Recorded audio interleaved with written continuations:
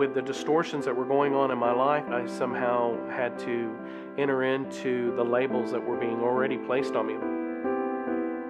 My name is Stephen Black. I'm the director with First Stone Ministries. I was involved in homosexuality for about 8 years.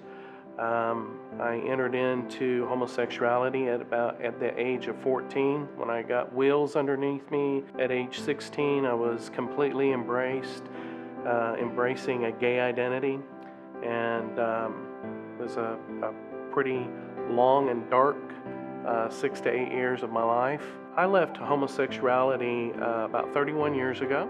Early in my childhood, at about age 6, a friend of the family was babysitting me and communicated how much he liked me, and set me up on his lap and told me what a sweet little boy I was, and began molesting me. And then at age 10, I was at the next door neighbor's house, and they had a visitor from out of town, probably in his mid-30s, followed me into the garage.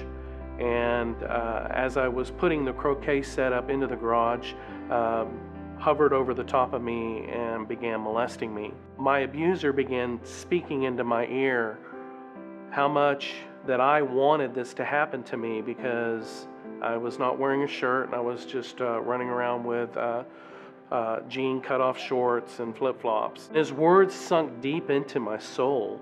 I actually believed it and didn't tell anyone that somehow I had caused this abuse as a 10-year-old little boy. And as I entered into puberty, I had bullies in junior high. Matter of fact, I had one bully that for an entire year, during my 8th grade year, would speak over me every day. Black, he'd call me by my last name, you sissy, queer, faggot. And the art teacher would just look across the room and say, oh, leave him alone. And then they followed me home and they beat me.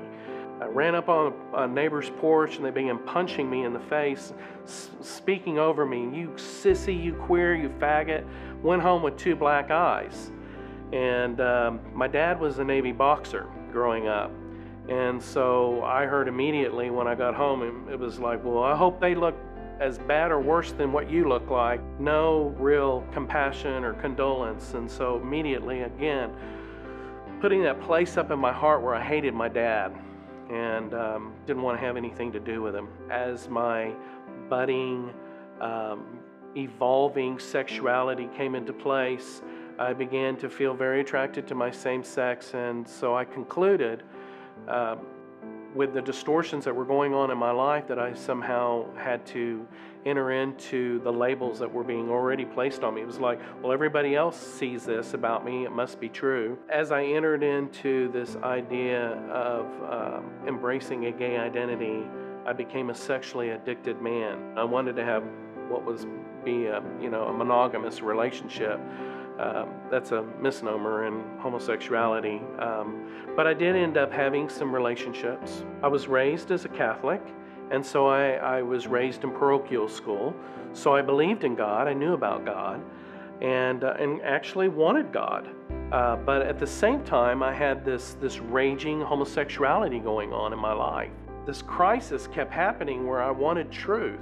Well, what happened is I ended up partying with a friend who was from out of town, a girlfriend, and we went to her sister's house. It was a little trailer house in Nakoma Park, Oklahoma, and these people were in love with God, and they kept talking about God, and that God was in their life, and that Jesus was doing things in their life, and Jesus was answering their prayers. I was sitting there in their home, and in the presence of this love, in this presence of really people that were uncompromised, surrendered to God, this feeling came over me. And I thought, man, I need to know God like these people know God. I am not going to get out of here, out of this house, until I know God like these people know God.